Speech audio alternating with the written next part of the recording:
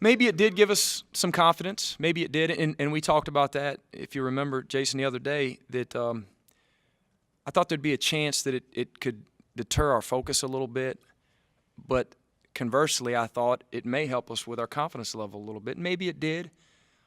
Our bye out of bracket busters, I think, may have helped us a little bit in that we had Central Baptist come in last Wednesday, didn't play Saturday. We were able to give off Thursday, give off again Sunday, go real light Monday. And I thought we played with more energy and purpose than we've played with in a while. We had a newfound pep to our step, and I thought our mental awareness was off the charts. Well, Utah State is big and strong and physical, and in their lineup, unfortunately, they've had to overcome some injuries in a tough way, and I hope Spencer Butterfield is okay. Obviously, a really good player that went down tonight.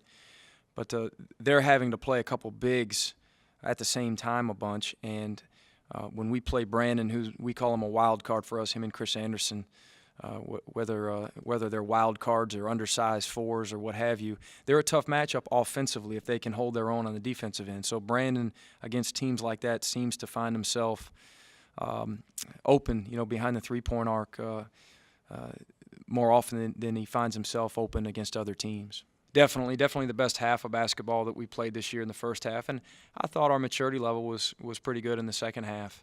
I don't think it dropped off a bunch, our energy, and I was proud of the way that our kids handled that. I thought they were tremendous from the tip. I thought that they were there as early as they've been there. A lot of times we'll have fans trickle in after we get going, after the game started, and it seemed like it was a high level of energy from the tip, and it really helped us. Somebody asked the other day, what's helped you overachieve the most, or what's helped you, what surprised you the most? You're sitting here 24-3. You didn't expect to be 24-3 at the time, and I'm honest about that. We're 25-3 now, and we've been through a crazy 2-month run. I didn't think we'd be sitting here 25-3. I thought we could be near this good defensively. I knew we'd be up and down offensively. We're still a relatively young team. The biggest factor to me is the fact that you got a high-character group who's accepted playing 14 minutes on Thursday and maybe getting 35 on Saturday, depending on how productive they are. He got hurt against Central Baptist, and he's getting better and better. He just a rehab thing, trying to get the swelling down, just a bruised foot. Keon McNeil's playing with the same thing, and Brandon Gibson's playing all season really with a torn meniscus. That's the exact verbiage we used in the locker room, that our focus ought to be over the next 48 hours as high as it's been all year, because we have a chance Saturday to win at least a share of something that hadn't been done here before. I think we've had a handful where we've come out defensively with that energy, but rarely do we come out making shots like that consistently.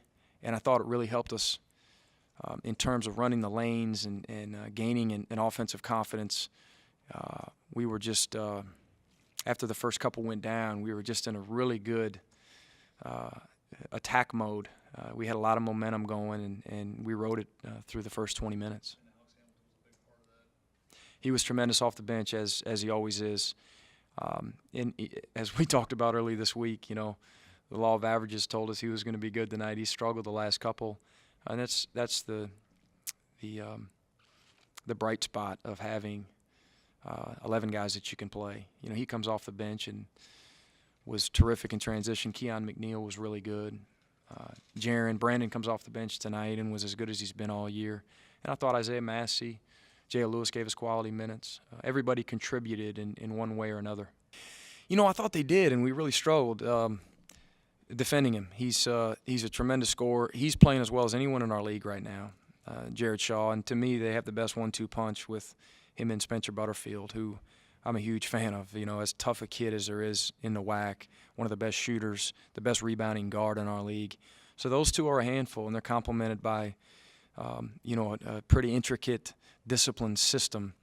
A very good team that I definitely don't think we're 20-something points better than. I just thought that we played awfully well tonight. I don't know that I disagree with the team that he saw tonight. I wish I wish we could bottle that and we'd be the same team Saturday and next week. That's what we're striving for, but we all know it's tough to be that consistent, be consistently as good as we were tonight.